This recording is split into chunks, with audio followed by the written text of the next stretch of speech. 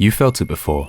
That 3 a.m. surge of motivation. Maybe it came after watching somebody your age drive a car you can't afford, living a life you dream about. And for a moment, you lock in. Forewarning that there is literally no way on the planet to say lock in without sounding like a cringe 12-year-old. Anyway, this is it. You're changing your life. 6-day gym split, 10K per month plan. Early mornings, absolute discipline. You have the plan, you have the schedule, you know what you need to be doing to reach your goals, but next week rolls around and what are you doing? The consistency fades. You start missing workouts, procrastinating from what you know you should be doing, and fall back into your old habits. This isn't rare. This is a pattern. The cycle of locking in and falling off is a shared experience for millions, especially in a generation of ambitious individuals obsessed with peak performance, but addicted to instant gratification. And every time you break the promises you make to yourself, your self-trust begins to slip.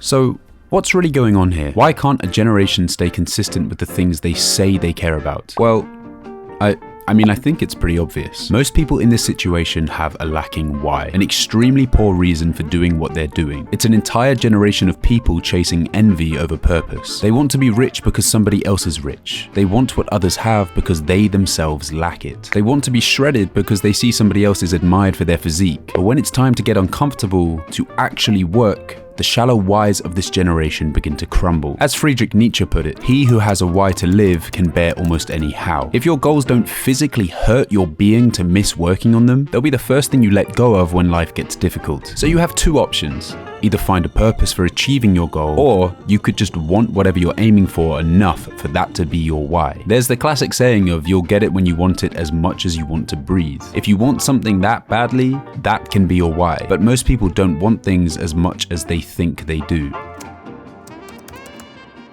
Locking in is not a one-night sprint. It's an ultra marathon. Most people fail because they treat it like a race they can finish in a weekend. They build elaborate routines, expect results in weeks, then crumble the moment their progress slows. But real results don't come from short-term intensity. You can't cram your life goals into a 6-month period. You're gonna need to work on this for years. I heard Charlie Morgan say it takes about 7 years to reach a big goal, if you're consistently working on it. So imagine how long it would take to run this 7-year-long ultra marathon if you're constantly doing short sprints. It's so illogical, yet nobody sees it. Gen Z, well, not just Gen Z, but maybe them more than others, are wired for instant rewards. That's why your phone feels better than your dreams. You open it and you're instantly rewarded. But your ambitions, they don't reward you for months, even years. The grind is slow, boring, and filled with doubt. That's exactly why it works. That's why most people never make it, because they quit when it gets quiet. Greatness is built in silence. Mind the cringe, not in the announcement that you're locked in. Stop telling people that you're locking in. Nobody cares, you fool. Greatness is built in the 1000th repetition.